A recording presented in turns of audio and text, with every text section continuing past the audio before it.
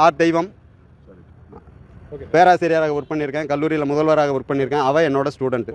இந்த செய்தியை பார்க்கக்கூடிய அனைவருக்கும் எனது பணிவான வணக்கங்கள்.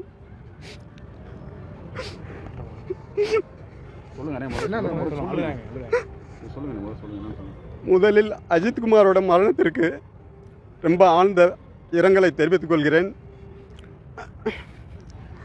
2010 என்னோட மாணவியாக என்னோட பிஎட் ஸ்டூடெண்ட்டு நிகிதா, அதன் மூலமாகத்தான் அந்த குடும்பத்தில் எனக்கு அறிமுகம். மேலும் என்னோட உறவினரும் கூட அவங்க. சிவகாமி அம்மையார் இன்று கோயிலில் வந்துட்டு நடக்க முடியலைன்று நாடகம் போட்ட சிவகாமி அம்மையார் வந்துட்டு எனக்கு நைட்டு 11:45 வந்துட்டு ஃபோன் பண்ணி 2 நல்ல அரசு வேலை, உடனடியாக நீங்கள் 9 லட்சம் கொண்டு வாங்க, உங்களுக்கு பணத்தை வேலையை வாங்கி தந்துடுறோம் அப்படின்ட்டு ஃபோன் பண்ணாங்க. ஆசிரியர் பணிங்க. நான் வந்துட்டு எம்காம் எம்எட் எம்பில் முடிச்சிருந்தேன். உடனடியாக உங்களுக்கு 2 நல்ல வேலை, நீங்கள் வாப்பா வீட்டுக்கு, நம்ம ரத்த சொந்தம்ன்றதுனால உனக்கு கூப்பிட்றேன், நீ வந்து அப்பாவை பாரு அப்படின்னு சொன்னாங்க. அவரோட ஜெயபெருமாள் அவர் பெரியப்பாவை. அடுத்து வந்து நானுங்க அப்பா எல்லாருமே போயிட்டு பார்த்து பேசினோம். 9 லட்ச ரூபா பிஜி முதுகலை பட்டதாரி ஆசிரியருக்காக எனக்கு 9 லட்ச ரூபா கேட்டாங்க. அது போக நம்ம சொந்தம் யாரெல்லாம் இருக்காங்களோ அவங்களுக்கு எல்லாமே சொல்லுங்கள், உடனடியாக வந்துட்டு 2 நல்ல வேலை அப்படின்ட்டு சொல்கிறாங்க. எங்கள் அக்கா பையன் வந்துட்டு பிஎட் முடிச்சிருந்தேன், அவனுக்கு வந்துட்டு விஓ வேலை அப்படின்ட்டு அவனுக்கு 7 லட்ச ரூபா. இது எல்லாமே வந்துட்டு சொன்னாங்க. உடனே வந்துட்டு பயோடேட்டா, சர்டிஃபிகேட்டு, யூனிவர்சிட்டியோட டாக்குமெண்ட்ஸ் என்னென்ன இருக்கோ அது எல்லாமே கொடுங்க அப்படின்னு சொல்லி எல்லாத்தையுமே வந்துட்டு வாங்கிட்டாங்க. அதை 2-3 தவணைகளாக நாங்கள் வந்துட்டு அந்த பணத்தை வந்துட்டு கொடுத்தோம். அதில் உடனடியாக அந்த 2 காலகட்டத்தில் பணம் பரட்ட முடியாத சூழலில் சில இடங்களில் வட்டி வாங்கினது 10 ரூபா தாள்களாக இருந்துச்சு. இப்படி 10 ரூபா எல்லாம் கொண்டு வந்திருக்கேன், எங்களுக்கு அசிங்கமாக இருக்குது அப்படின்ட்டு ஜெயபெருமானும் சிவகாமியும் சொன்னாங்க. ஆனால் அதை வட்டிக்கு வாங்கினதும் பெரட்டினது எவ்வளோ சிரமப்பட்டோம் அப்படின்றது எனக்கு தான் தெரியும். அத்தோடு மட்டும் இல்லாமல் பல நபர்கிட்ட இதே போல் என்னோட சக பேராசிரியராக ஒர்க் பண்ண செல்வம், அவங்களோட தங்கச்சி, அவங்களோட தம்பி, அவங்களுக்காகவும் 19 லட்ச ரூபா வந்துட்டு வாங்கியிருக்காங்க.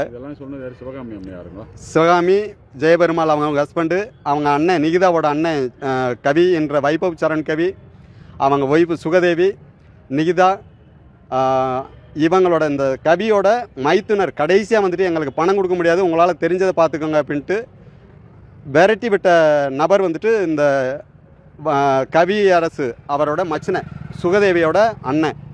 இவங்கெல்லாம் தான் வந்துட்டு கடைசியாக வந்துட்டு இந்த பணம் இதெல்லாம் வாங்கிட்டாங்க. கடைசியாக பணம் கேட்டு வேலை கேட்டு இது பண்ணுறோம், கொஞ்சம் பொறுங்க, எலெக்ஷன் அனௌன்ஸ் பண்ணிட்டாங்க, ரெடி பண்ணி கொடுத்துட்றோம் அப்படின்னு சொல்கிறாங்க. அதுக்கடுத்து அப்படியே வந்துட்டு சில காலங்களில் தலைமறைவாயிடுறாங்க குடும்பம், வீட்டை எல்லாமே லாக் பண்ணிடுறாங்க. அடுத்து பேப்பரில் வந்துட்டு செய்தியாக வருது, இந்த மாதிரி மாவட்ட அதிகாரி அதாவது ஜெயபெருமாள் வந்துட்டு டெப்டி கலெக்டராக இருந்து ரிட்டையர்ட் ஆகிருக்காரு. இந்த சிவகாமியா வந்துட்டு பிஜி ஃபிசிக்கல் டைரக்டர்னு நினைக்கிறேன். இந்த பொண்ணு வந்து நிகிதா வந்துட்டு என்கிட்ட 2006 பிஎட் படித்தாங்க. படித்து முடித்த உடனே வந்துட்டு கவர்மெண்ட் காலேஜில் ப்ரொஃபஸராக ஒர்க் பண்ணுறாங்க. இன்றைக்கி பல லட்ச ரூபா சம்பளமாக வாங்கக்கூடிய நபர்கள் வந்துட்டு நாங்கள் போய் எனக்கு கஞ்சிக்கு வழியில் பணத்தை கொடுங்க அப்படின்னு கேட்கும் பொழுது, செத்தாலும் பரவாயில்ல, 1 ரூபா உனக்கு கொடுக்க முடியாது அப்படின்னு என்னை விரட்டி விட்டாங்க வீட்டில் இருந்து. கடந்த 10 தினங்களுக்கு முன்னாடி கூட நானும் என்னோடய ஒய்ஃபும் 2 பேரும் சேர்ந்து போய் நிகிதா கிட்டையும் சிவகாமி கிட்டையும் பணம் கேட்குறோம். ஆலம்பட்டியில் அவங்க வீட்டிலேயுமோ. அப்படி கேட்கும் பொழுது கூட எங்களுக்கு சாப்பிட்றது கூட வழி இல்லை அப்படின்னு சொல்கிறாங்க. ஆனால் எங்ககிட்ட வாங்கின பணம் பல கோடி ரூபா. அதாவது என்கிட்ட மட்டும் கிடையாது, என்கிட்ட ஆலம்பட்டியை சேர்ந்த முருகேசன், ஆலம்பட்டியை சேர்ந்த முத்துக்கொடி, வசந்த நகரில் வந்துட்டு ஒரு பேங்க் எம்ப்ளாயி, அவர் ஒரு மாற்றுத்திறனாளி, அவரோட பையனுக்கு வந்துட்டு வேணும் அப்படின்ட்டு அவரோட ரிட்டையர்மெண்ட் பெனிஃபிட் பணத்தை எல்லாமே வந்துட்டு அவங்களுக்கு கொடுத்துருக்காங்க. நிகிதாவோட காலேஜில் ஒர்க் பண்ண லேப் அட்டெண்டரோ அசிஸ்டன்ட்னு நினைக்கிறேன், அவங்களோட பையனுக்கு வேலை வாங்கி தரேன்னு சொல்லி நிகிதா அவங்ககிட்ட பணத்தை வாங்கியிருக்காங்க. அதே போல் வந்துட்டு சென்னையை சேர்ந்த செந்தில், தனசேகரன், அவங்கெல்லாம் வந்துட்டு பல லட்ச ரூபா, அதாவது 70 லட்சம் 80 லட்சம் லம்பாக வந்துட்டு கொடுத்துட்டு போயிருக்காங்க அப்படின்றதெல்லாம் நான் கேள்விப்பட்டிருக்கேன். அவங்களோட உறவினரும் டாப் மோஸ்ட் பதவியில் வந்துட்டு இருந்தாங்க. அந்த செந்தில் அப்படின்றவரோட தாய் மாமான்னு நினைக்கிறேன், அவங்களும் ஐஏஎஸ் கேடரில் இருந்திருக்காங்க. அவங்கள வந்துட்டு நீங்கள் ஏன் இந்த மாதிரியெல்லாம் ஏமாத்துட்டீங்க அப்படின்னு கேட்கும் பொழுது, எங்கள் மாமா வந்துட்டு ஒரு நல்ல பொறுப்பில் இருக்கார். அவராலே வந்துட்டு இந்த நிகிதாவுக்கு வந்துட்டு புதுக்கோட்டை கவர்மெண்ட் காலேஜில் அன்றைக்கி வேலை பார்க்குறாங்க. அவங்களுக்கு ட்ரான்ஸ்ஃபர் வாங்க முடியாத பொழுது இன்றைக்கி வந்துட்டு திடீர்னு வந்துட்டு ட்ரான்ஸ்ஃபர் வாங்கியிருக்காங்க அப்படின் பொழுது, இது வந்துட்டு டைரெக்டாக வந்துட்டு முதலமைச்சர் மற்றும் துணை முதலமைச்சர்கிட்ட வந்துட்டு நேரடியாக லிங்க் இருக்குது, அதனால தான் வாங்கியிருப்பாங்க அப்படின்னு தான் நம்பி நாங்கள் கொடுத்துட்டோம் அப்படின்ட்டு செந்தில் வந்துட்டு சொன்னாங்க. எங்களை வந்து நீங்கள் எப்படி ஏமாந்தீங்க அப்படின்னு அவங்க கேட்டாங்க. நீங்கள் உறவினராக இருந்து எப்படி இவங்ககிட்ட ஏமாந்தீங்க அப்படின்ட்டு. அதாவது ஸ்டூடெண்ட்டு நிகிதா வந்துட்டு என்னோடய ஸ்டூடெண்ட்டு, அதன் மூலமாக தான் அவங்ககிட்ட பழக்கம்.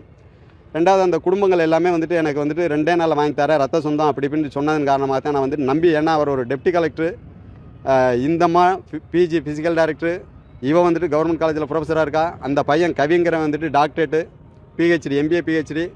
இந்த மாதிரி குடும்பமே இவ்வளோ வசதியாக இருக்கக்கூடிய நபர்கள் நம்மளை ஏமாற்ற மாட்டாங்க அப்படின்ட்டு உண்மையாக இருக்கும் அப்படின்னு நம்பி தான் வந்துட்டு நாங்கள் வந்துட்டு கொடுத்தோம்.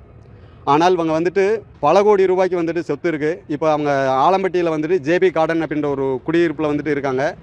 அதற்கு பக்கத்தில் இருக்கக்கூடிய இன்னொரு வீட்டை வந்துட்டு அன்றைய காலகட்டத்திலே வந்துட்டு ஒரு மோசடி பேர் வழி வெங்கடேசன் அப்படின்றவங்ககிட்ட வந்துட்டு வாங்கி அதை இன்றைக்கி வந்துட்டு இன்னொரு ஓனருக்கு வந்துட்டு சேல்ஸ் பண்ணிட்டாங்க அந்த ப்ராப்பர்ட்டியை. வத்தலக்குண்டு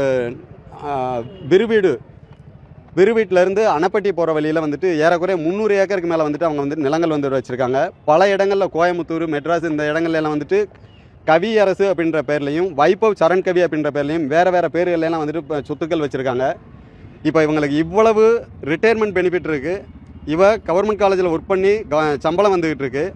ஆனால் நான் வந்துட்டு ஒரு நல்ல குவாலிஃபைடாக நிறைய படிச்சிருந்தாலும் கூட ப்ரைவேட்டில் வந்துட்டு எனக்கு போதிய சம்பளங்கள் இல்லாமல் மிக சிரமமாக இருக்கக்கூடிய ஒரு கட்டத்தில் நான் வந்துட்டு இந்த வேலைக்கு பணம் கட்டினதுனால வட்டிக்கு வாங்கி கட்டிவிட்டு சாப்பிட்றது கூட வழி இல்லை. இந்த ஜெயபெருமாள் சிவகாமி இவங்ககிட்ட போய் நேரடியாக கேட்கும்போது அதை சொல்லி அழுகிறேன். இப்போ எப்படி நான் வந்துட்டு நான் இன்றைக்கி காலையிலேருந்து அழுதுகிட்டே இருக்கேன். சாப்பிட்றதுக்கு வழி இல்லை. நான் காலேஜில் பிரின்ஸிபலு, ஆனால் சாப்பிட்றதுக்கு வழி இல்லாமல் பட்டினியாக போயிருக்கேன் கல்லூரிக்கு. இந்த குடும்பம் என்னை சார்ந்த நபர்களையும் நாசமாக்கிட்டாங்க. இன்றைக்கி அதே போல் அந்த முத்துக்குமாரா அஜித்குமாரோட குடும்பத்தையும் நாசம் பண்ணிட்டாங்க. இந்த நிகிதா சிவகாமி குடும்பத்தாலையும் அவங்க அண்ணன் ஒரு மோசடி பேர் வழி கவியரசு, அவரோட மனைவி, அவங்களோட மைத்துனர் பகத்சிங், இவங்க எல்லாமே மோசடி பண்ணி எங்களை விரட்டி விட்டது மட்டும் இல்லாமல் அடுத்த ஒரு 5-6 ஆண்டு காலம் இந்த இது வந்துட்டு 2010-11 வந்துட்டு இவங்க மேலே எல்லார் மேலேயுமே வந்துட்டு திருமங்கலம், கரூர் சைடு, கோயம்புத்தூர், மெட்ராஸ் இப்படி பல இடங்களில் அவங்க மேலே கேஸ் இருக்குதுன்னு நினைக்கிறேன். இதுகளெல்லாம் நடந்ததுக்கு பின்னாடி அந்த பகத்சிங் அப்படிங்கிறவன் வந்துட்டு 2016-17 இருக்குன்னு நினைக்கிறேன், உசிலம்பட்டி பக்கம் கல்லூத்து பெருமாள்வட்டி அப்படிங்கிற பகுதியை சார்ந்த ஒரு நபர்கிட்ட வந்துட்டு பெட்ரோல் பங்க் லைசன்ஸ் வாங்கி தரேன் அப்படின்னு சொல்லி அவங்ககிட்ட 8 லட்ச ரூபா அப்புறமும் மோசடி பண்ணியிருக்காங்க. ஏற்கனவே பல இடங்களில் மோசடி பண்ணி கோடிக்கணக்கில் பணத்தை சுருட்டிக்கிட்டு எங்களை எல்லாம் விரட்டி விட்டது மட்டும் இல்லாமல் அடுத்த 5-6 ஆண்டுகள் கழித்து அவங்க வந்துட்டு மோசடி பண்ணியிருக்காங்க. இதுகள் எல்லாமே வந்துட்டு இவங்க திட்டமிட்டு செஞ்ச சதி அல்லது மோசடி தான்.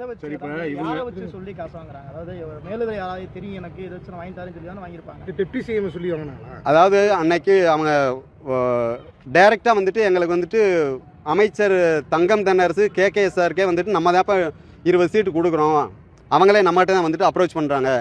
அந்தளவுக்கு நம்மளை மேலிடத்தில் சிஎம்மோட PA, டெப்டி சிஎம் அவங்களோட PA இவங்ககிட்ட நேரடியாக நம்மளுக்கு லிங்க் இருக்குது. அதாவது டைரெக்டாக அவங்க சிஎம்கிட்டையும் டெப்டி சிஎம்கிட்ட தான் நெருக்கம் இருக்குது அப்படிங்கிற மாதிரி அந்த வார்த்தையெல்லாம் சொல்லி 2 நாளில் வந்துட்டு உங்களுக்கு வேலை 2010 கடைசியில் அந்த இதில் வந்துட்டு வேலை இது கிடைக்கல, பணத்தை இழந்துட்டோம் அப்படின்னதுக்கு பின்னாடி 2011 வந்து நாங்கள் வந்துட்டு பெட்டிஷன் வந்துட்டு போலீஸ் ஸ்டேஷனில் எஸ்பிகிட்ட வந்துட்டு கம்ப்ளைண்ட் பண்ணுறோம். அதன் மீது வந்துட்டு அது அவ்வளோதான் அப்படியே பணம் கொடுத்ததுக்கு வந்துட்டு நீங்கள் ஏதாவது எவிடன்ஸ் இருந்தால் தான் நாங்கள் அதை ப்ரொசீட் பண்ணுவோம் அப்படின்ற மாதிரி போலீஸில் வந்துட்டு தகவல் தெரிவிச்சிட்டாங்க. எதுவுமே கொடுக்கல, எழுத்துப்பூர்வமாக எதுவுமே கொடுக்கல. அடுத்து மேலும் எனக்கு வந்துட்டு உண்மையாக இப்போ உங்களுக்கு சொன்னபடி வந்துட்டு உணவுக்கே சிரமப்படக்கூடிய ஒரு சூழல். அதனால் என்னால் போலீஸை வந்துட்டு அந்த வழக்குகளை தொடர்வதற்கு என்னால் இயலவில்லை. இப்போ இவங்க மேலே எத்தனை வழக்குகள் இருக்குங்க சார்? இவங்களுக்கு எத்தனை வழக்கு? உங்களுக்கு பல வழக்குகள் இருக்குங்க சார். எனக்கு தெரிஞ்சு செல்வம் அவங்க கம்ப்ளைண்ட் பண்ணிருக்காங்க. செக்கானூனை சேர்ந்த முக்கமயன் செல்வம், அவங்க தம்பி, அவங்க தங்கச்சி இவங்களுக்கு திருமங்கலத்தில் இருக்குது. இல்லை, அவங்களும் திருமங்கலம் ஸ்டேஷன் தான்.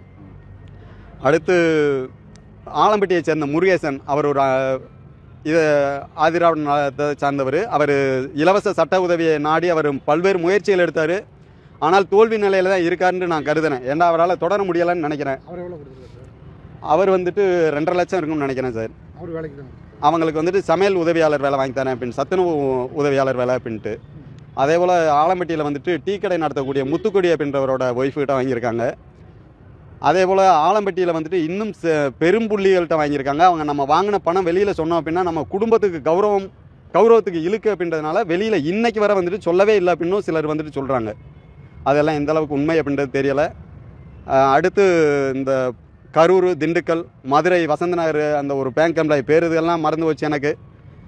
அடுத்து இந்த மாதிரி பல பேர் கொடுத்துருக்காங்க. புகார் கொடுத்திருக்க வந்து கரூர். டெப்டி சிஎம் பேர் சொல்லி வாங்கியிருக்கான்னு சொல்லி புகார் கொடுத்துருக்கீங்களா?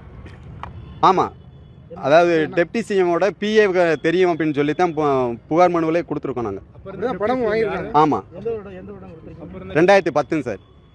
அன்னைக்கு திமுக இது அன்னைக்கு இருக்குது. அதான் அவங்க வந்து மினிஸ்ட்ரிக்கே நம்ம தான் ஒதுக்கி கொடுக்குறோம். ஏன்னா சிஎம் கிட்ட இருந்து நமக்கு டேரெக்டாக வந்துட்டு கொடுக்குறாங்க இந்த சீட்டு.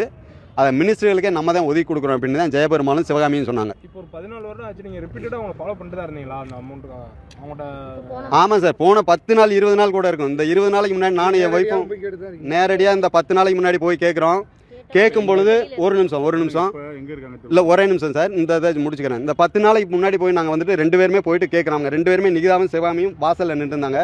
போய் கேட்குறோம். கேட்கும்பொழுது என்ன சொல்கிறாங்கனாக்கா, எங்கள்கிட்ட எதுவுமே பணம் இல்லை, நாங்களே வந்துட்டு வீட்டுக்குள்ளார பாம்பு இருக்குது, அதனால் வீட்டுக்குள்ளே போக முடியாமல் நாங்கள் இருக்கோம் அப்படின்ட்டு சொன்னாங்க. நாங்களோட உண்மையிலே வந்துட்டு அந்த மாதிரி தான் இருக்கோம் அப்படின்ட்டு அவங்க வீட்டை எதிர்த்தாப்பில் வந்துட்டு வெஹிக்கிள் செக்கப்புக்காக வந்திருந்த போலீஸ் இருந்தாங்க. அவங்ககிட்ட ஒரு பையன் இருந்தாப்புல. அந்த பையனை கூப்பிட்டு அடிக்கிறதுக்காக நான் போய் அவங்கள அப்ரோச் பண்ணேன். அப்போ போலீஸ் என்ன சொன்னாங்கன்னா, நீங்கள் ஒன்றும் இது பண்ண வேண்டாம் சார், நேரடியாக ஃபயர் சர்வீஸ்க்கு ஃபோன் பண்ணுங்கள், அந்த மாதிரி கூப்பிட்டுட்டு வந்து அவங்களே வந்து பிடிச்சி போயிடுவாங்க அப்படின்னு சொல்கிறாங்க. அப்போ நீ ஃபோன் பண்ணுமா அப்படின்னு சொல்லும்போது ஃபோன் எல்லாமே வீட்டுக்குள்ளார இருக்குது, அதனால் என்னால் வீட்டுக்குள்ளாரே போக முடியல, ஃபோன் என்கிட்ட கிடையாது அப்படின்ட்டு நிகிதா சொல்கிறாங்க. நான் சொன்னேன், அப்போ என்னோட ஃபோன்லேருந்து அடிக்கிறேன் அப்படின்ட்டு எடுக்கிறேன். எடுக்கும்பொழுது அவர் எஸ்ஐ அது கிடையாது அங்கே சைடில் இருந்தவர் வந்துட்டார். வாமா நான் வரேன் வீட்டை திறந்து ஃபோன் எடுத்து இவரோட இதுலேருந்து ஃபோன் பண்ண வேணாம், 100க்கு இது ஃபயர் சர்வீஸ்க்கு உங்கள் ஃபோன்லேருந்து பண்ணுங்க அப்படின்னு சொல்லிட்டு அந்த பொண்ணை வீட்டுக்குள்ளே எங்கே ஃபோன் இருக்கோ அங்கே நான் எடுத்துறேன் அப்படின்னு கூப்பிட்றாரு. கூப்பிட்டோன்னே பார்த்தீங்க அப்படின்னா அப்படியே சைடில் கதவை திறந்த வாக்கில் அங்கனே கை கட்டுற தூரத்தில் தான் ஃபோன் வச்சுருக்காங்க. கை கட்டுற தூரத்தில் ஃபோனை வச்சுக்கிட்டு எங்களை வந்துட்டு அந்த இடத்துலேருந்து கடத்தி வரணும் அப்படின்னு சொல்கிறதுக்காகவே பொய்யாக வந்துட்டு பாம்பு இருக்குது அப்படின்ற ஒரு செய்தியை வந்துட்டு சொல்கிறாங்க. உண்மையிலே பாம்பும் கிடையாது. சார் இப்போ வந்து 12 வருஷம் ஆச்சு. ஏன் இவ்வளோ நாள் அமைதியாக இருந்தீங்க? பணத்தை கேட்கலையா?